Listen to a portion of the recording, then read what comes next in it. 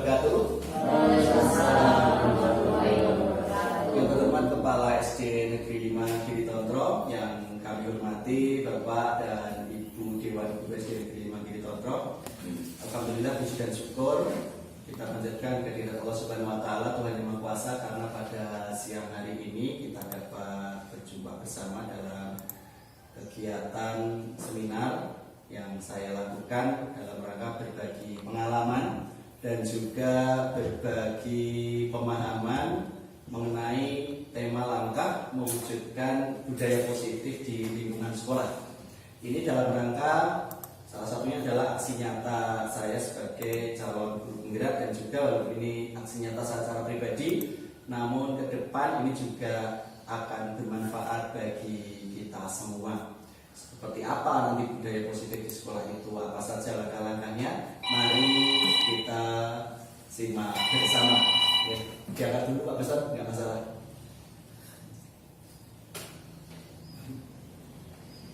Sampun? Oke, lanjut. Mungkin di seminar kali ini akan saya awali dengan suatu pertanyaan, setuju atau tidak kalau memberi penghargaan itu dapat meningkatkan motivasi belajar anak. Setuju ya? Setuju. Oke, satu jawaban setuju. Ini pertanyaan pertama. Kemudian ada lagi pertanyaan kedua, setuju atau tidak kalau hukuman itu dapat mendisiplinkan anak. Dengan hukuman itu kita bisa mendisiplinkan anak. Yang tadinya anak tidak disiplin menjadi lebih disiplin. Setuju atau tidak? Setuju. Ada yang tidak setuju, ada yang setuju. Itu pertanyaan kedua. Apa? Oke. Ada pertanyaan lanjutan. Hukumannya berupa apa? Gitu ya, seperti itu. Ya. Jadi di pertanyaan kedua itu sudah mulai ada polarisasi, ada pengkutupan, ada yang setuju, ada yang tidak setuju, bahkan ada yang bertanya lagi hukumannya berupa apa? Jangan-jangan dihukum pemberangkang itu. Iya. Nah, tahu lah ya. Tidak disesuaikan kesalahannya. Oke, baik. Pertanyaan yang ketiga, nah, setuju atau tidak kalau pemberian hukuman dengan hal positif seperti membaca atau membersihkan halaman sekolah atau dengan mencatat atau yang lain lagi yang positif, intinya itu dapat meningkatkan disiplin anak. Setuju. Benar lagi ya, setuju ya? Setuju. Oke, jadi pertanyaan pertama tadi bulat, setuju. Pertanyaan kedua ada pembelaan. Kemudian di pertanyaan ketiga bulat lagi, setuju. Baik, Bapak dan Ibu yang kami hormati, bahwa dalam teori modern tentang pemberian hukuman dan penghargaan itu ada yang disebut dengan teori kontrol yang disampaikan oleh Dr. William Glasser dari Amerika Serikat ini, bahwa setiap perilaku atau perbuatan itu pasti memiliki suatu tujuan. Jadi setiap perilaku, baik itu peserta didik atau kita sendiri ataupun semua orang, atau perbuatan itu selalu memiliki tujuan. Nah, dengan mengaitkan nilai-nilai kebajikan yang diyakini, maka motivasi internal atau intrinsiknya akan terbangun sehingga menggerakkan motivasi dari dalam untuk dapat mencapai tujuan mulia yang diinginkan. Ini disampaikan oleh Dian Dosen tahun 1998. Maksudnya seperti contoh gini, Bapak Ibu, saya menggenggam tangan ini. Bapak Ibu bisa tidak membuka genggaman saya ini? Bisa tidak? Sebagai ini pertanyaan yang pemantai saja. Bisa tidak kita ini saya genggam dengan membuka genggaman tangan saya ini? Tidak bisa, ada yang menggenggam sendiri yang membuka. Bisa. Dipaksa kan? Dipaksa. Diancam untuk buka orang-orang tak Tapi sejatinya siapa yang membuka genggaman tangan? Diri sendiri. Diri saya sendiri ya. Iya. Walaupun mungkin perantaranya jenengan mau mengancam saya, mau jotos, atau mungkin tangan saya dibondol gitu terus dibuka, tapi pada hakikatnya yang melepaskan genggaman ini siapa? Diri sendiri. Diri sendiri. Nah, itulah suatu ilustrasi tentang teori kontrol bahwa sejatinya setiap orang itu berkehendak atas dirinya sendiri. Dan untuk menumbuhkan disiplin positif itu seharusnya lebih baik itu adalah yang berasal dari motivasi intrinsik atau motivasi dari dalam. Apakah penghargaan atau hukuman itu tidak tepat? Nah, itu menjadi pembahasan kita selanjutnya. Bahwa intinya berdasarkan teori yang terkini saat ini, yang termutakhir, yang berusaha oleh kementerian untuk disampaikan, itu bahwa setiap orang mempunyai kehendak untuk dirinya sendiri. Dan setiap orang itu bisa melakukan sesuatu sesuai dengan tujuan pada dirinya sendiri. Seperti itu. Nah, nilai-nilai kebajikan apa saja yang bisa kita munculkan? Kalau tadi kan, kalau kita kembali ke sini, jadi dengan mengaitkan nilai-nilai kebajikan yang diyakini, jadi dalam diri seseorang itu ada nilai-nilai kebajikan, maka motivasinya itu akan terbangun untuk melakukan hal yang lebih baik untuk mencapai tujuan yang sudah disepakati bersama atau diyakini. Nah, nilai kebajikan itu apa saja? Ini adalah salah satu definisi dari nilai kebajikan, yaitu sifat-sifat positif manusia yang merupakan tujuan mulia yang ingin dicapai oleh setiap individu. Nilai-nilai tersebut bersifat universal, jadi tidak memandang suku, agama, maupun latar belakang, maupun dari negara apa. Nilai-nilai universal ini adalah ada di semua peradaban, ada di semua lingkungan yang ingin dicapai bersama. Entah itu di sini, di Giri Tontrong, Giri Bilah, atau mungkin di Semarang, atau bahkan di Cina sana, nilai-nilai kebajikan itu sama. Dan inilah yang akan diambil. Seperti itu. Contohnya adalah yang sering kita terima, yaitu adalah profil pelajar Pancasila. Nah, itu kan tidak menyangkut pada agama tertentu, tidak menyangkut pada negara tertentu atau suku tertentu, tapi yang ada dalam profil pelajar Pancasila itu adalah nilai-nilai kebajikan universal, di mana setiap orang itu, setiap peradaban pasti ingin menuju hal itu. Mungkin kita belum pakai hafal, yaitu beriman, berbindakan global, gotong royong, kreatif, bernama kritis, dan mandiri. Dan juga masih banyak lagi sebetulnya nilai-nilai kebajikan seperti integritas, rasa hormat, kemudian mandiri, antusias, keingintahuan, kreativitas, dan lain sebagainya. Yang itu tidak bersinggungan dengan suku, ras, dan agama yang bisa kita kembangkan pada diri peserta didik maupun pada diri kita sendiri.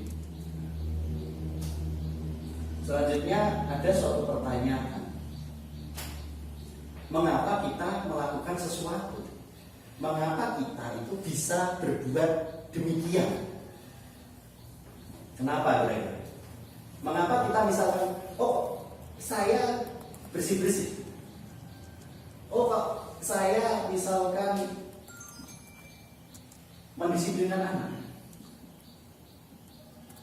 Mengapa kita melakukan sesuatu? Kira-kira ada pendapat mungkin? Karena Untuk mencapai adanya suatu kebutuhan. Mungkin ada lagi menjadi motivator, memotivasi orang lain gitu ya. Oh iya. Terima kasih Pak Preston. Baik. Nah, di sini ada 3 motivasi perilaku manusia. Jadi mengapa manusia melakukan sesuatu itu? Pasti ada yang mendorongnya. Nggak mungkin kita sebagai orang yang lumrahnya manusia, ya, melakukan sesuatu kok tidak ada motivasinya, itu jelas nggak mungkin. Seperti kalau kepolisian itu kalau ada kejahatan, motifnya apa kan itu mesti yang digali motifnya. Ada 3 yang disampaikan oleh Dian dosen dalam bukunya Restructuring School Discipline. Apa saja? Jadi yang pertama, untuk menghindari ketidaknyamanan atau hukuman, kita pakai helm. Misal, itu kan mesti mereka ke polisi dan orang ditilang. Motivasi kan menghindari hukuman kan seperti itu, supaya supaya kalau ke Solo itu nyaman kita, kalau pakai helm itu kan ketemu polisi ya lewat aja, nggak mungkin disemprit kecuali kalau motor kita itu gimana tuh. Kemudian yang kedua, untuk mendapatkan imbalan atau penghargaan itu jelas. Motivasi yang kedua itu. Jadi kalau yang pertama tadi untuk menghindari hukuman, orang itu berbuat sesuatu mungkin juga untuk mendapatkan imbalan. Seperti kalau kadang-kadang peserta didik kita, oh saya tak bisa mendapatkan nilai yang baik. Supaya apa?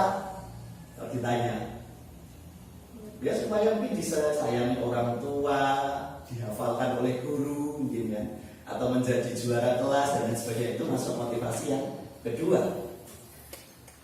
Yang ketiga, nah ini untuk menjadi orang yang mereka inginkan dan menghargai diri sendiri dengan nilai-nilai yang mereka percaya. Jadi motivasi yang ketiga ini lebih internal ya, lebih ke dalam diri seseorang. Jadi mari, ini adalah suatu ajakan yang dari sana juga seperti itu. Mari menanamkan motivasi yang ketiga kalau bisa pada diri peserta didik, yaitu untuk menjadi yang mereka inginkan dan menghargai diri sendiri dengan nilai-nilai yang mereka percaya. Seperti itu.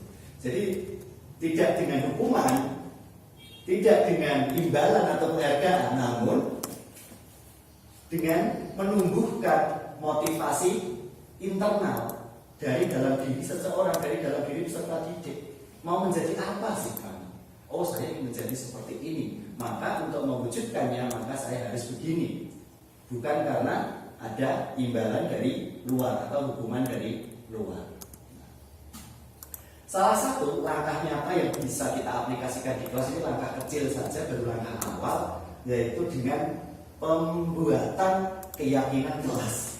Kalau tadi di belakang ada percakapan keyakinan umat beragama, ya itu kan memang apa ya, kosakata atau kata keyakinan kelas ini memang perkara yang baru ya bagi kita, termasuk diri saya pribadi. Keyakinan kok keyakinan kelas, biasanya ketika kita masih sekolah itu mungkin adanya kesepakatan kelas, atau mungkin lebih yang kita lakukan itu adalah tata tertib. Tetapi kenapa kok saat ini dari insan pendidikan di Indonesia itu mulai mendiseminasikan atau mengimbaskan mengenai keyakinan kelas? Mengapa keyakinan kelas, tidak peraturan kelas saja, atau tata tertib, atau yang kesepakatan kelas gitu. Karena dengan kata keyakinan kelas ini adalah sesuatu yang lebih dalam maksudnya. Tidak hanya disepakati, kadang-kadang ada orang yang tidak meyakini tapi saya bersepakat ya karena orang lain sepakat. Namun kenapa kok tidak tata tertib? Ya karena tata tertib itu asalnya dari orang lain. Misalkan saya sebagai guru, tata tertib di kelas ini. Anak-anak kan berarti takut dengan hukuman. Jika begini maka begini, mungkin anak-anak tertarik dengan imbalan. Maka dari itu berusaha untuk ditanamkan keyakinan kelas, mulai dari diri anak sendiri atau diri peserta didik, oleh peserta didik, dan untuk peserta didik. Nah, itu yang ditekankan ke depannya, karena ya memang persaingan global itu menuntut kita untuk bisa memberikan keyakinan pada diri peserta didik. Nah, langkah untuk membuat keyakinan kelas itu adalah yang pertama, mempersilakan peserta didik untuk bercurah pendapat ya tentang bagaimana kelas impian mereka. Kemudian nomor 2, mencatat masukan peserta didik di kertas plano atau di papan tulis, mungkin di samping itu sebagai contoh Bapak Ibu. Jadi seperti itu hasilnya. Jadi mereka menuliskan dulu kelas impian yang mereka inginkan itu kelas seperti apa toh. Oh, saya inginkan kelas yang bersih misalnya. Atau saya inginkan kelas yang bebas bullying, ada yang nulis di situ. Karena diminta nulis, jadi mereka nulisnya ya tenang, oh ternyata si Kulino dibully, berarti jadi nulisnya saya inginnya kelas itu bebas bullying. Saya pengennya kelas itu teman-teman saya tidak melakukan kekerasan pada saya. Ada. Ternyata selama ini hal-hal seperti itu ada di realita anak-anak kita, sehingga mereka memimpikan hal yang demikian. Kemudian menyusun keyakinan kelas itu mengganti dari bentuk negatif ke kalimat positif. Jadi misalkan tidak boleh berisik berarti menjadi saling menjaga ketertiban. Jadi kata tidak itu dihapus. Jadi kalimat negatifnya itu nuansa negatifnya itu dihilangkan sehingga semuanya menjadi positif. Pengennya mengubah kalimat peraturan menjadi nilai kebajikan yang dituju. Misalkan tidak boleh buang sampah sembarangan, itu kan berarti peraturan dan negatif juga bentuknya.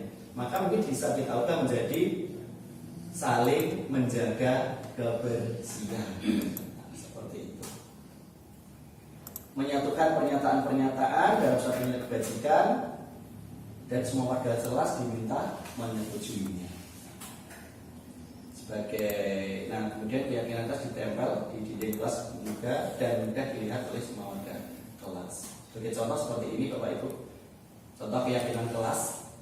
Jadi setiap anggota kelas perlu belajar. Jadi kan tidak ada kata-kata negatifnya. Perlu senang, perlu melakukan tugas, perlu merasa aman, percaya dan menghormati orang lain misalkan. Dan lain sebagainya. Ini hanyalah contoh-contoh.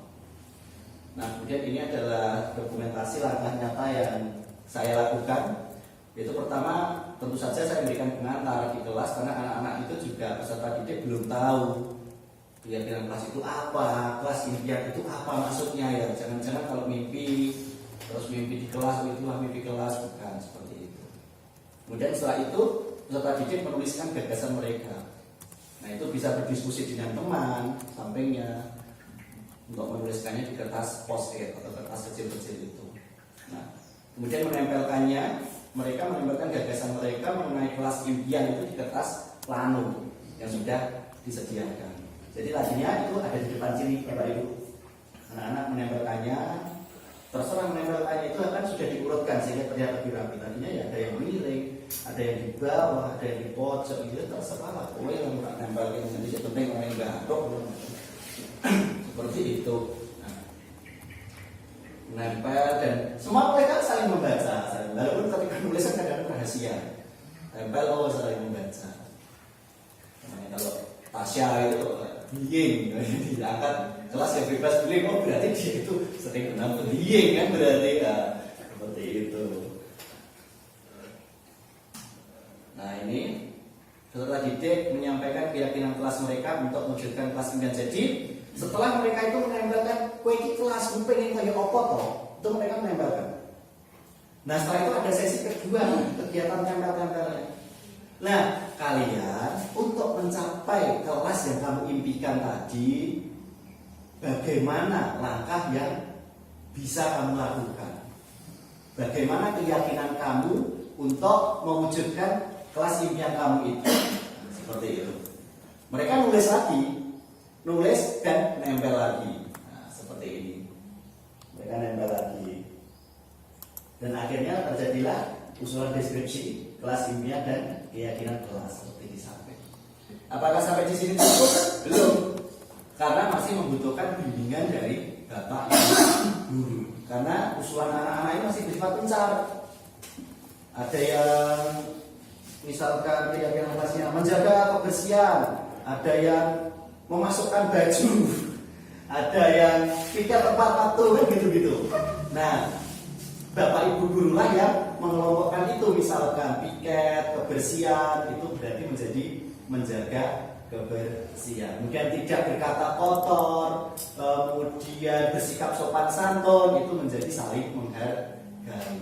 Nah, seperti itu didiskusikan bersama anak, dipandu oleh guru, maka anak sendiri yang menuliskannya sesuai dengan panduan guru tadi. Nah, ini kan jadi kalau yang ini kan tulisan saya yang ada di sini berdasarkan isian mereka yang ini.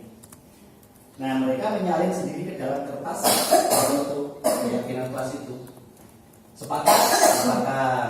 Yakin? Yakin. Bisa dilakukan? Bisa. Ya wes tulis. Silakan tulis. Seperti itu. Jadi kalau ada sesuatu, ya tinggal begini. Ya kamu tulis kemarin loh. Itu mungkin mereka itu lebih ya bisa tulis daripada mungkin kalau yang di depan ini. Yang ini adalah peraturan kelas yang dulu saya yang memberikan, walaupun anak-anak yang nulis ternyata ya agak beda. Ini saya yang berikan, itu adalah anak sendiri yang menulis. Nah, seperti itu. Seluruh warga kelas menandatangani. Jadi mereka baca satu-satu, silakan baca. Diyakini, silakan tanda tangan. Nah, seperti itu. Dan saya juga ikut menandatanganinya. Dan akhirnya jadilah keyakinan kelas yang sudah ditandatangani oleh semua warga kelas. Yang kita tadi. Oh, gitu. Ternyata untuk kita masih lama. Jadi nanti santai saja. Ya, masih. Sampai 2:30 pokoknya ini oke. Oke.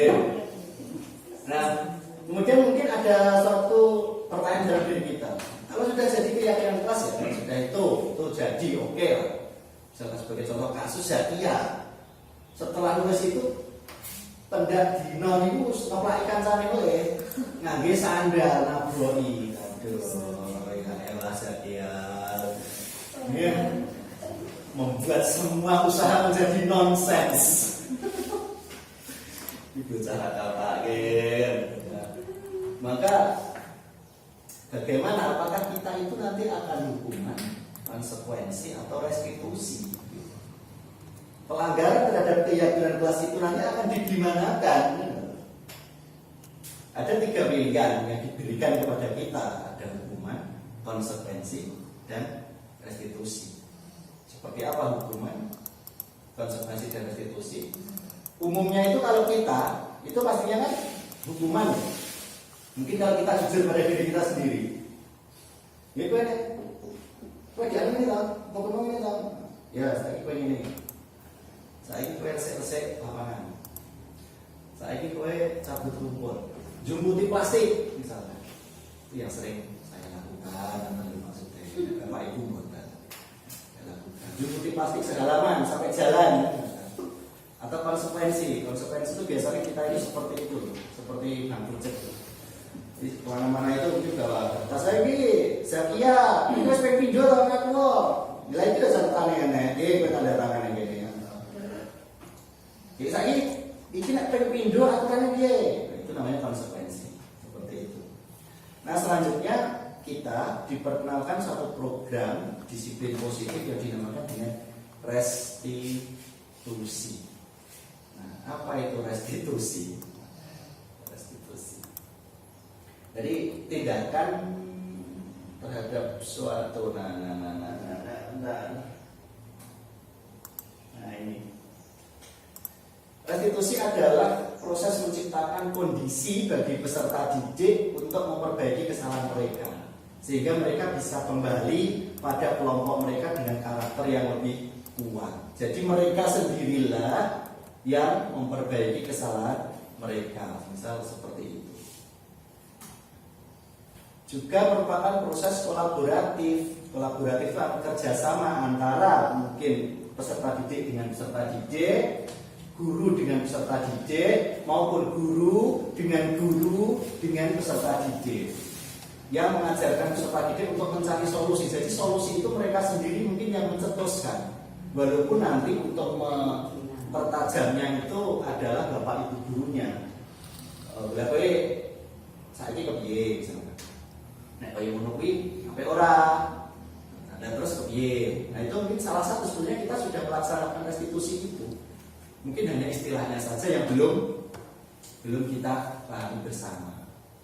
Nah, bagaimana mereka harus memperlakukan orang lain, seperti apa yang mereka inginkan, seperti itu. Nah, dalam melakukan restitusi, dalam membuat keyakinan kelas, ini perlu kita memperhatikan apa yang disebut dengan 5 kebutuhan dasar manusia. Perlu kita identifikasi. Yang pertama itu mesti kebutuhan dasar itu untuk bertahan hidup, makan, minum, berpakaian, dan lain sebagainya.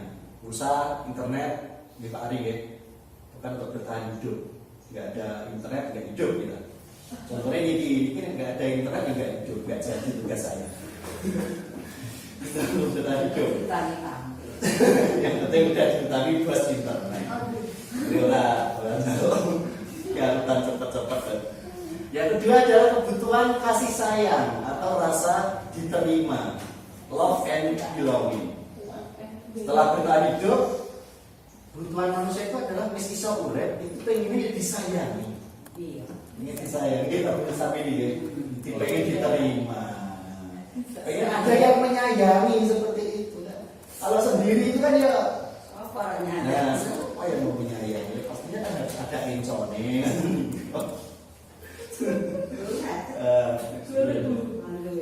Nah, kalau kebutuhan kasih sayang itu sudah bisa terpenuhi, akan ada kebutuhan kebebasan, freedom. Anak itu juga membutuhkan kebebasan. Setelah kebebasan ada lagi kesenangan, fun. Dan kebutuhannya kelima adalah kebutuhan penguasaan atau power. Menguasai sesuatu, menguasai keterampilan. Yang bisa main lato-lato. Itu kebutuhan penguasaan. Lato-lato. Coba mereka bisa main lato-lato seperti kata Rendra kemarin itu berikut. Ada kodok, tek itu bisa menyuarakan ritme lato-lato dengan lagu. Ternyata yang nonton dari kelas 2 sampai kelas 1. Pekung. Nah, Rendra pas matematika belum, betulnya masih gak kayak Rendra. Tapi ketika bermain lato-lato, ternyata itu kabeh ngumpul lato Rendra. Nah, itulah salah satu kebutuhan penguasaan. Jadi anak-anak itu nanti ketika melakukan pelanggaran, mereka itu kurang di mana atau kira-kira? Apakah kurang di kebutuhan hidupnya, atau kurang dikasih sayangi, atau kurang bebas? Sehingga kalau sampai di sekolah itu dia mencari kebebasan, atau dia itu kurang senang, sehingga mencari kesenangan lain, sesuatu hal. Nek sinau itu ora seneng, nek mlebu kelas ki ora seneng. Senang tuh Manusia. nek toilet bisa. Toilet berjam-jam ya kali. Iya, itu manusia. Tuh. Nah, kita mengidentifikasi atau anak-anak itu kurang penguasaan. Kadang-kadang kan anak-anak saya belum dengan bagian pelajaran kan, ketika pelajaran suka enak-enak mawon. Berarti kan kita secara mudah sebenarnya dari dulu kita sudah mendeteksi bocah iki mergo nek ora iso dadi ning ngawur. Golek perhatian. Mungkin kalau sebagai contoh semisal kalau di kelas 5 bisa ini pasti sudah mengambil di kelas 4. Kalau Tasya itu kadang-kadang suka mencari perhatian. Ini tak gini ya. Nah, ceritanya oke, Pak kok ini kok kurang kasih sayang. Nah, itu kan akan terlihat sebetulnya. Nah, bagaimana memenuhi kebutuhan itu? Nah, itulah yang menjadi tantangan kita dengan segitiga restitusi atau dengan restitusi belum sampai segitiga restitusi. Nah, dan tentunya kita itu punya posisi kontrol. Guru itu punya posisi kontrol. Ada yang pertama itu penghukum, yang kedua itu pembuat rasa bersalah. Piye to le, rumah saku aku ya wis kok jelek-jelek ngandane kowe ya opo sih. Kok panggah ngono wae nanti seperti itu mungkin ya, nanti ya. Mungkin. Oh iya diakui. Nah, itu. Kemudian menjadi teman. Jadi posisi kontrol itu adalah posisi kita terhadap peserta didik itu ada penghukum, membuat rasa bersalah, teman, ada pemantau, Jarang ibadah. nah, dan yang terakhir itu ada manajer, pemantau. Pemantau itu bukan yang dibocah ini. Oh, ada manajer. Nah, itu untuk 5 posisi kontrol ini ada suatu video ya, mungkin kita bisa saksikan bersama. Mandi jam berapa sekarang? Masih setengah dua, kurang 10. Iya, masih cukup waktu. Coba muncul tak lagi. Aku udah pagi. Pulang ya? Nah, oke. Pulang 10 menit. Pulang sampai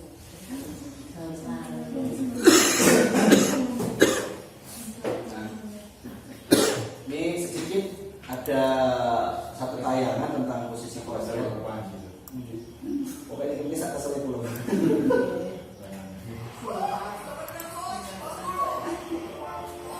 Banyak kita. Lah kok muncul? Nonton ya. dari penonton film enggak? Ayah kok.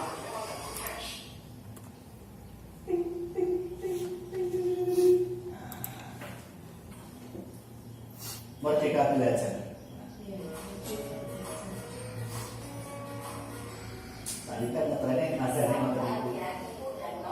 Salam bahagia, kenapa tidak? Salah satu program yang dikembangkan adalah 5 posisi konflik. Oh ini protes nih kita pakai nih internet yang lagi dulu. Posisi kontrol dalam restitusi adalah proses perjalanan seorang pendidik agar dapat mengenali dirinya. Pada video kali ini, kita akan membahas tentang 5 posisi kontrol yang dikembangkan oleh Diane Dawson dan contoh penerapannya. Kontrol itu adalah 1. Posisi penghukum. Wow, Pak Sigit, Posisi pembuat Ya. masalah bersalah. Ibu Pati, Dan posisi teman. Ibu Pak Ari, 4. Posisi pemantau Jadi. atau monitor. Dan 5. Posisi manajer. atau Bino manajer kepala sekolah. Mari kita saksikan kasus Naren yang terlambat hadir 20 menit di sekolah. Oke, ada satu kasus. Lihat bagaimana kelima posisi kontrol dalam menghadapi masalah tersebut. Nah, ini posisi penghukum seperti apa biasanya? Mari kita simak.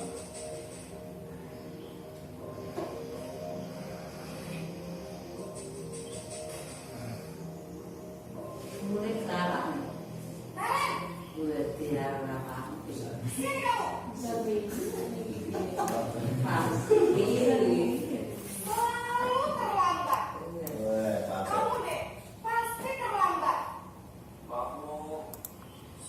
Apa? Apa coba? Alasan kamu apa lagi? Ibu jadi Pak. Awas kalian kamu jadi anak.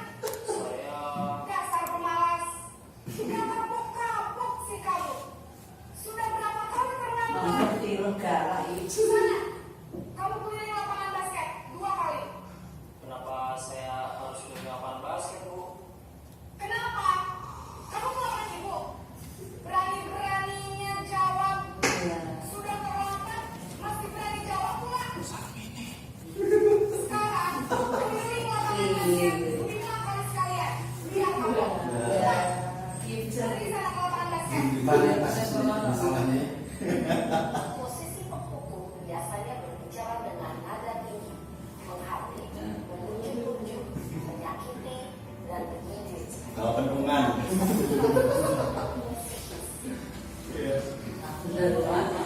Dampak yang terjadi Nah, ini. ketika guru berada pada posisi penghukum adalah murid cenderung akan memberontak, bahkan menyimpan dendam. Pak Ari aman? Itu konsekuensinya Pak ya? Iya. Jadi anak-anak itu menjadi lebih pendendam. Gitu. Iya, iya. Nah ini membuat rasa bersalah. Dulunya galak. Naren, Selamat pagi, Bu. Naren, kamu kenapa terlambat lagi, Nak? Ya Tuhan, Naren, kamu senang ya bikin ibu susah ya? Kalau kamu terlambat lagi, nanti ibu yang ditegur sama kepala sekolah, Nak. Sampai ibu tidak bisa membina kamu. Rasakan Aduh, saya. gimana ini? Maaf, Bu. Gusti Naren, kamu suka ibu itu ditegur kepala sekolah. Terus, sekarang ibu harus tulis apa ini di buku absen? Maaf gak? Ini kamu sudah sering terlambat loh. Ibu harus apa coba? Maaf, Bu. Maaf sekali.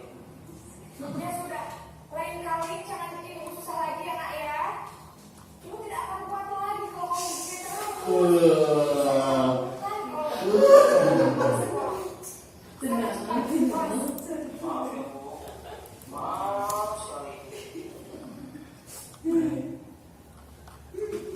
posisi pembuat rasa bersalah berbicara dengan nada tenang, cenderung lembut. Namun kata-kata yang Halus kan Mas Ari lembut yang dibuat betul kan Mas Ari nggih? Enten niku Gian. Matur Lagi nuwun. sing nyontek itu toh.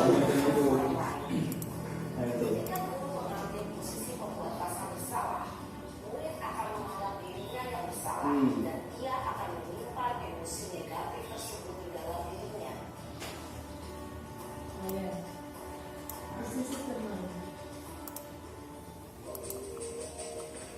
Nah, ini sih kalau oke.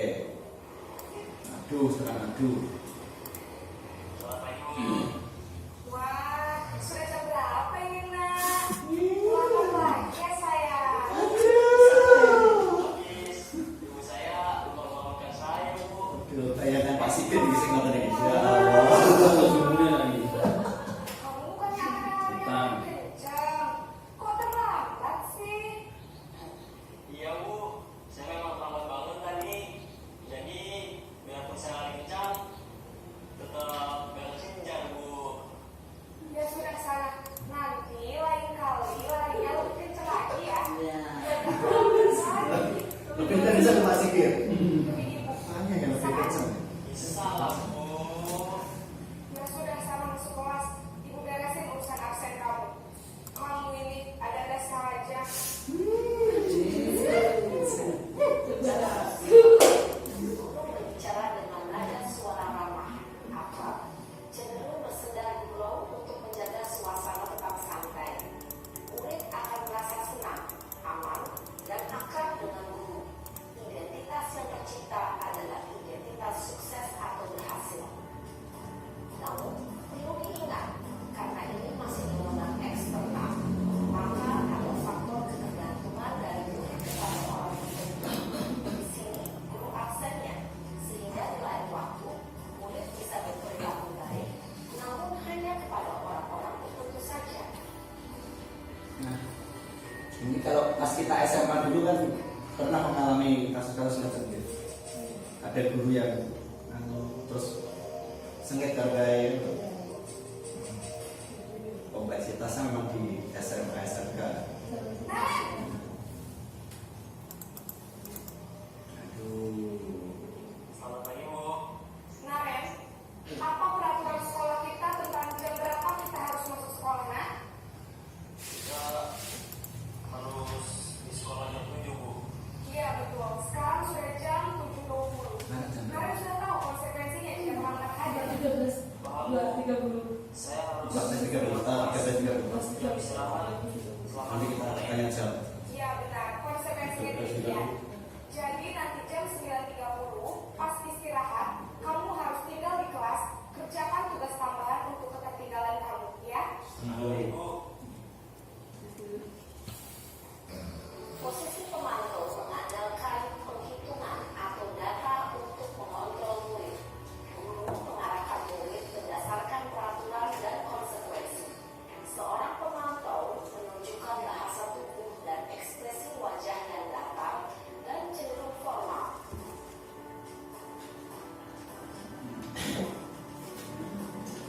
Yang terakhir ini adalah posisi manajer. Amin. Aduh. Naren, Pagi, Bu. selamat pagi Naren. Maaf, Bu. Saya terlambat. Iya, sekolah masuknya jam 7, sekarang sudah jam 7.20. Jadi sekarang bagaimana ini Naren? Maaf, Bu. Saya lupa alarm saya semalam. Baiklah, menurut kamu, keyakinan sekolah yang mana yang perlu kamu tingkatkan? Menghargai diri sendiri dan orang lain mungkin, ya, Bu. Setuju. Jadi, apakah Naren meyakini prinsip saling menghormati tersebut? Iya, Bu. Saya meyakininya. Apakah Naren bersedia memperbaiki masalah keterlambatan ini? Bersedia, Bu. Bagaimana kamu akan perbaiki masalah keterlambatan ini? Saya akan coba untuk tidak lupa menyetel alarm saya, Bu. Baik, kalau Naren mau menyetel alarm di rumah, ada orang yang kira-kira bisa bantu mengingatkan tidak? Ada, Bu. Kakak saya, Kak Emma. Ada lagi selain Kak Emma? Selain Kak Emma, Mas Ari aman. ada ibu saya. Baik, jadi yang mengingatkan Naren adalah Kak Emma dan ibu kamu ya? Kira-kira akan mulai set alarm kapan nih Naren? Setelah pulang sekolah, akan segera saya lakukan. Baik, jadi Naren akan setel alarm untuk bangun besok pagi dan akan diingatkan oleh kakak dan ibu dan Naren ya. Ada lagi yang mungkin perlu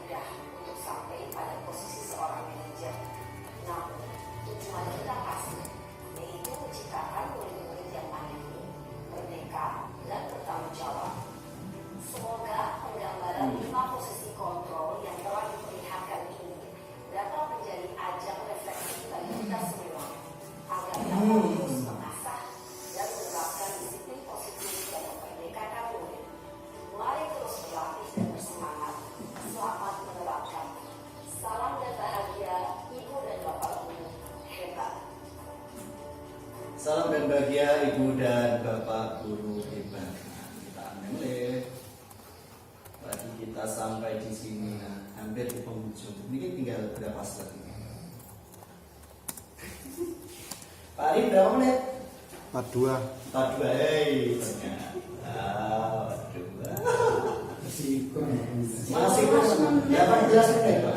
Nah, oke, dan kemudian Bapak Ibu, bagaimana?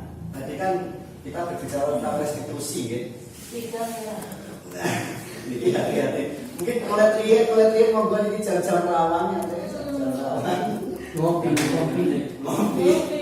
Saya yang buat kopi juga yang menyunting Pak, jadi nggak bisa buat kopi. Bagaimana cara menerapkan restitusi yang tadi sudah kita bahas? Karena kan tadi jelas gitu, 5 kebutuhan hidup sudah kita sampaikan juga, kemudian 5 posisi kontrol kita sebagai guru. Jika seperti tadi ada penghukum, ada membuat rasa bersalah, kemudian ada teman, ada pemantau dan ada manajer. Nah, manajer inilah yang ingin dicapai. Jadi guru itu menjadi manajer bagi peserta didiknya. Lantas ketika ada pelanggaran, apa yang harus dilakukan? Apakah menghukum? Apakah membuat rasa bersalah? Tapi ternyata yang dilakukan adalah restitusi. Bagaimana langkahnya? Ini disebut dalam suatu teori yang namanya segitiga restitusi. Apa saja itu? Yang pertama adalah menstabilkan identitas. Identitas siapa? Ya identitas si anak.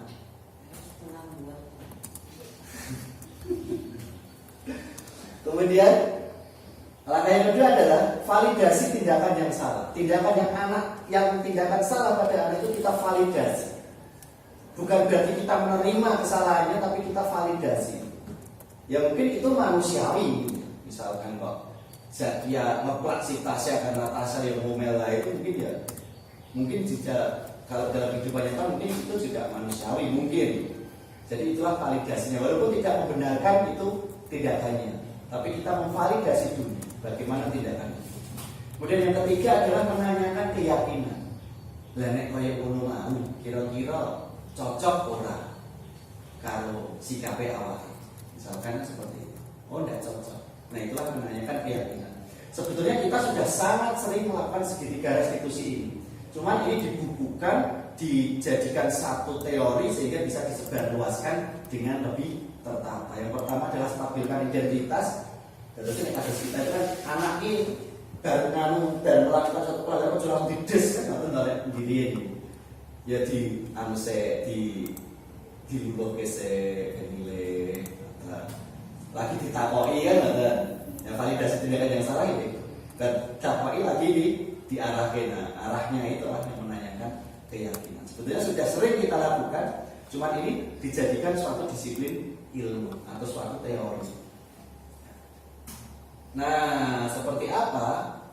Nah, ini sedikit saja kita sampaikan contoh dari penerapan segitiga restitusi.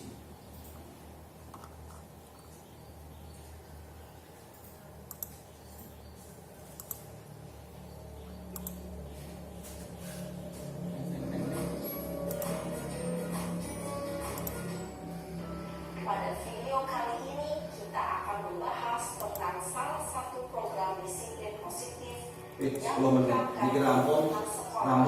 yang Tanya jawab, selesai. restitusi. Kapan ngerti sudah delok tenang udah.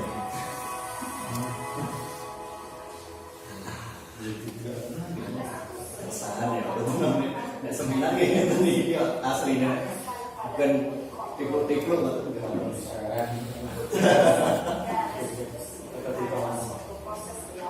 Nah ini tadi sudah. Aspek yang kedua Tadi sudah. positif ini terdiri dari 3 langkah yang sisi pertama adalah menstabilkan identitas.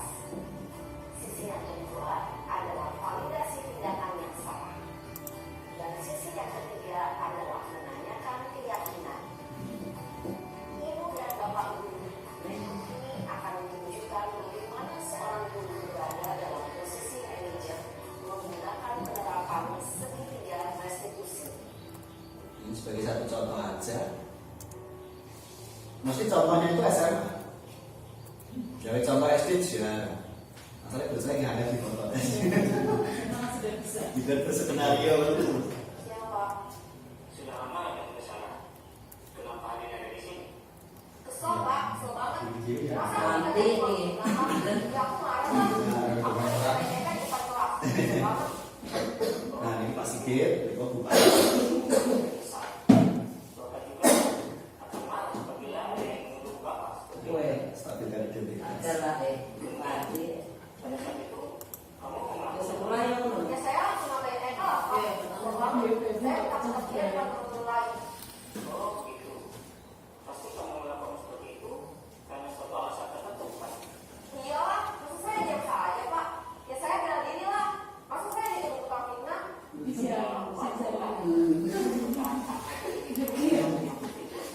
Untung kamu tidak bisa berbicara lagi.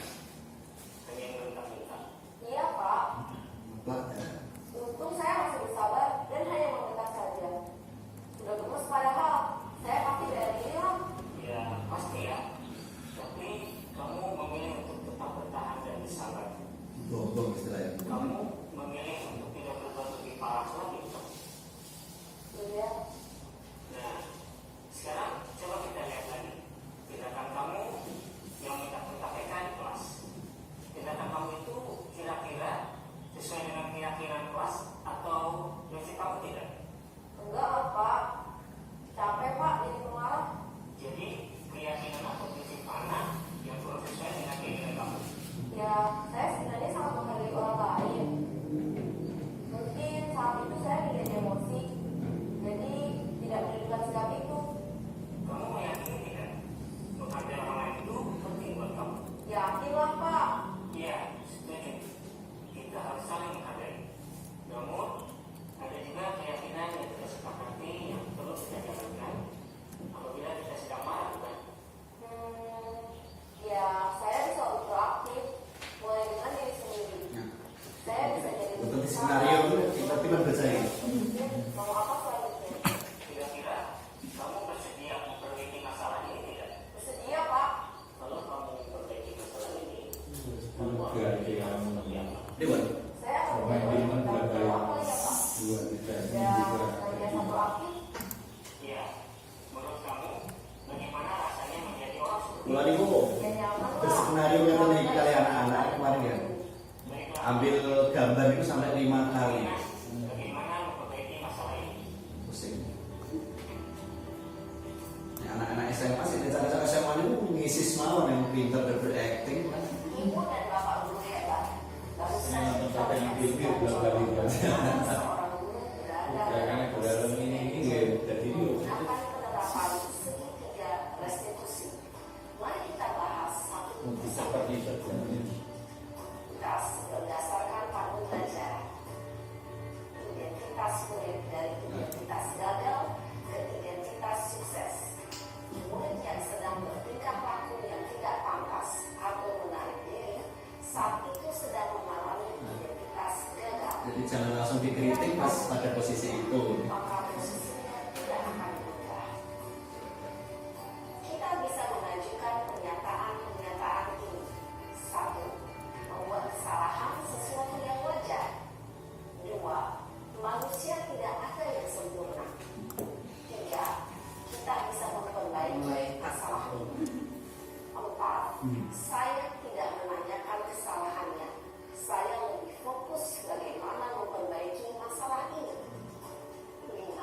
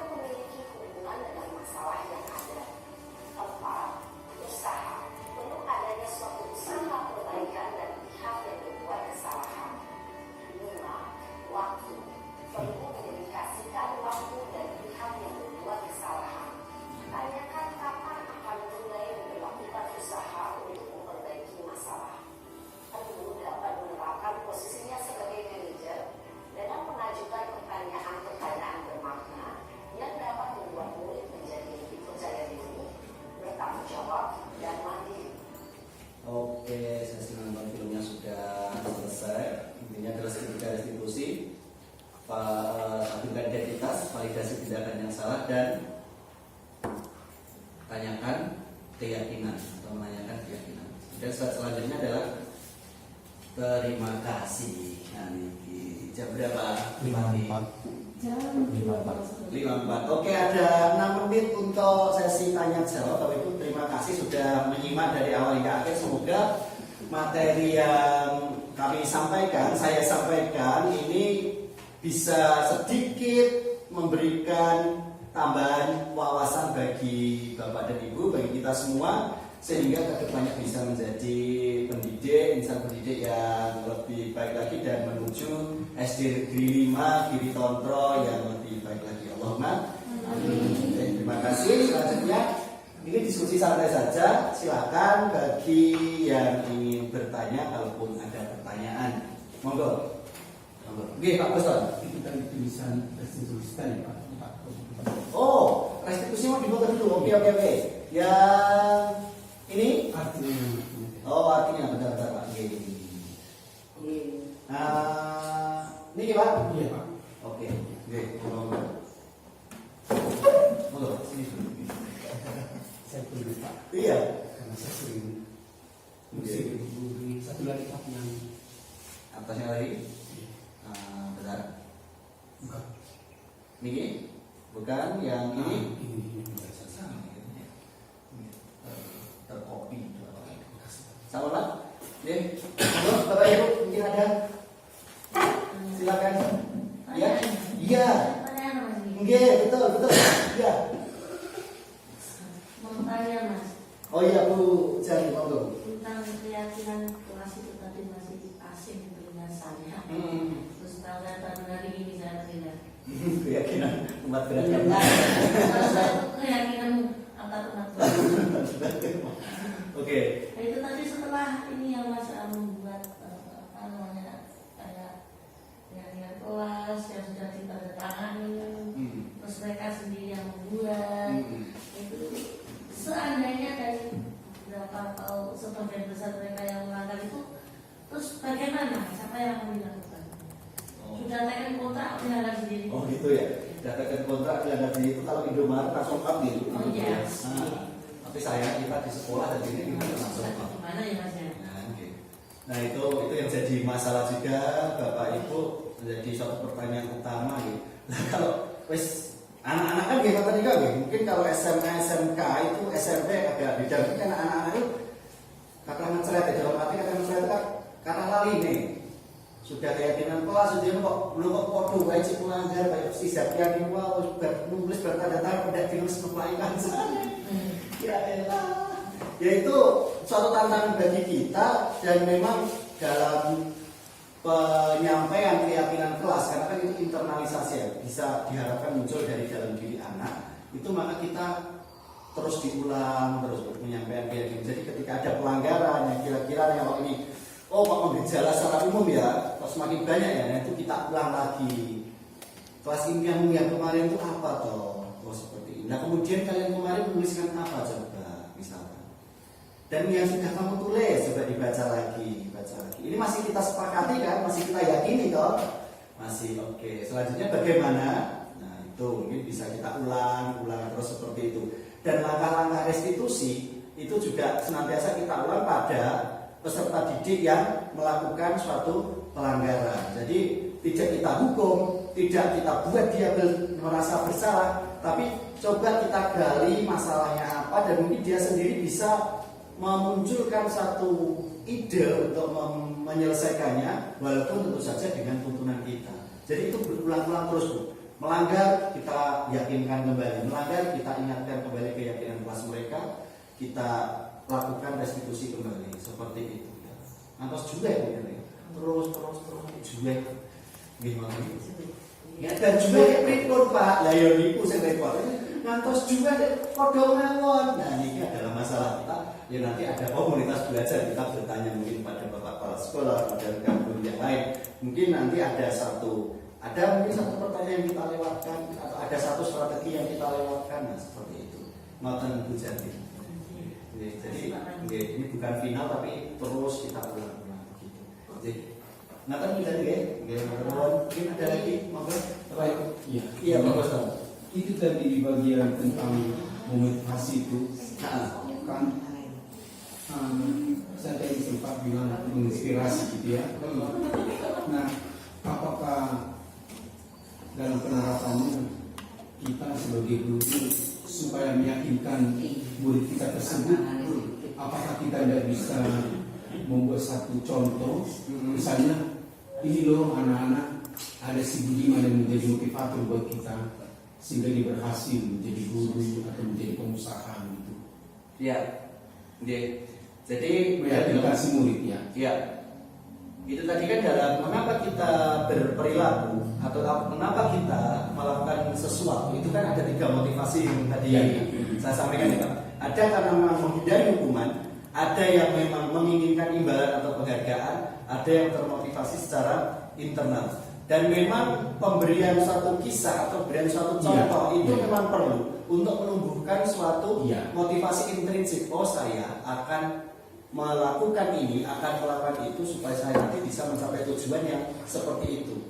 Jadi tujuannya itu kan ada gambarannya. Oh, ini dia yang berhasil. Mungkin motivasi secara eksternal ya awalnya, karena dari luar dulu kita memberikan gambaran orang berhasil seperti apa. Nah, semakin berjalan, maka kita mulai coba tumbuhkan motivasi internalnya. Jadi tidak hanya kita berikan contoh, namun kita juga pantik dia. Semisal kamu memiliki keinginan yang sama seperti si Budiman ini, kira-kira apa yang akan kamu lakukan? Kalau kamu terinspirasi dari si Budiman ini, maka kebiasaan apa yang bisa kamu terapkan dalam kehidupan sehari-hari? Nah, mungkin itu, maka dia akan muncul motivasi internalnya. Oh, saya akan melakukan ini, saya akan melakukan itu. Bisa kamu yakini? Oh, bisa. Oke, kalau begitu coba diterapkan. Nanti kita bersama-sama untuk menjadi lebih baik. Jadi Bapak Ibu gurunya, manajer itu kan bisa memberikan perhatian, bisa menumbuhkan motivasi dan juga memantau itu. Tidak hanya memantau, tapi dia juga harus menumbuhkan motivasi internal seperti itu. Bisa diterima nih Pak. Terima kasih. Mungkin ada lagi, satu lagi mungkin. 1 jam. Iya, 1. Ya. Oh iya, kan sedikit Apakah langkah-langkah dari segitiga Bermuda. restitusi harus selalu ketiga-tiganya dilakukan? Oh iya. Bukan segitiga pengaman ya, Bukan.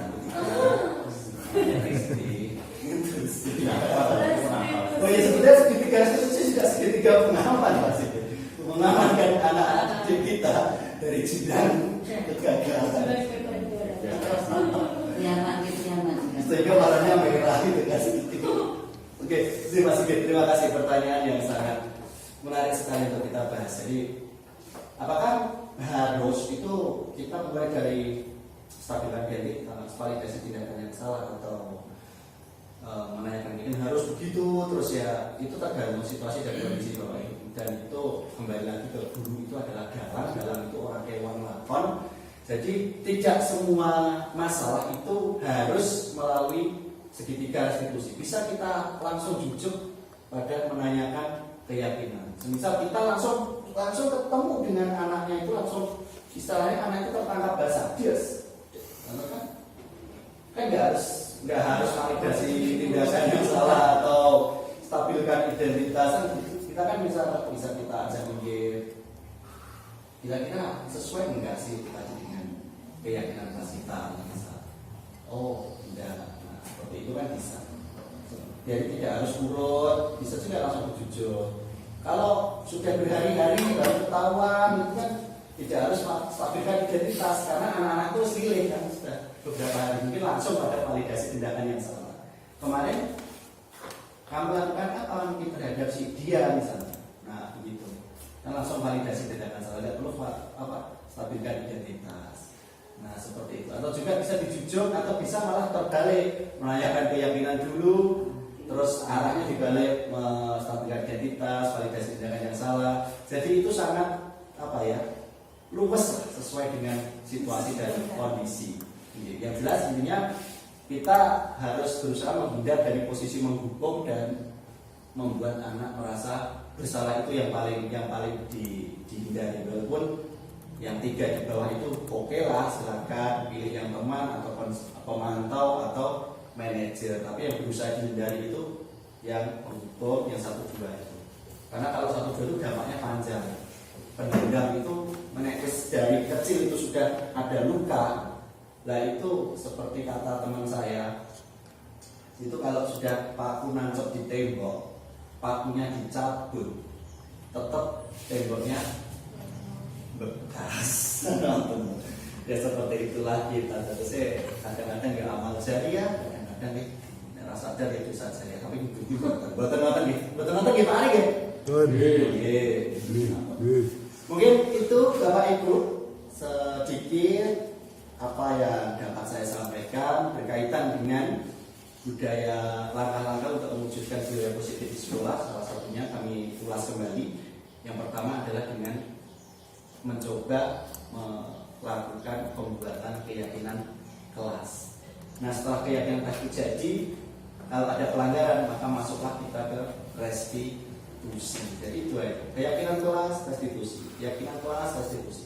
Jangan sampai mari kita hindari posisi penghukum dan membuat rasa bersalah, karena itu akan membekas sekali pada diri anak hingga dia menjadi dewasa. Demikian, ada kurang dan lebihnya nih. Satu lagi, mohon maaf. Ya. Nah, tahun 2008 kan saya pernah orientasi guru sama Kristen 3 kali. Itu penggunaan kata itu Pak yang negatif tadi, misalnya gini, kamu tidak boleh begini, kamu tidak boleh begini. Memang pada dasarnya tidak boleh Pak ya? Iya, oke Pak, tepat sekali. Jadi kata-kata di apa juga, di rapor juga tidak boleh begitu Pak ya? betul, makanya kan di rapor kita itu kan sudah ada petunjuknya, hindarilah kalimat-kalimat atau kata-kata yang menggunakan atau nuansanya negatif. Misalnya tadi gini, terima kasih Anda tidak membuang sampah begini gitu ya. Itu juga kata-kata positif ya Pak ya? Iya. Oke. Terima kasih Pak. Oke, terima kasih. Nanti kita lagi. Ya, terima kasih Bapak Ibu. Kami akhiri, ada kurang adalah dari kami pribadi, dari saya pribadi. Kalau ada manfaatnya itu datang dari Tuhan Yang Maha Kuasa, Allah Subhanahu Wa Taala. Bila itu hidayah. Assalamualaikum warahmatullahi wabarakatuh. Waalaikumsalam warahmatullahi wabarakatuh.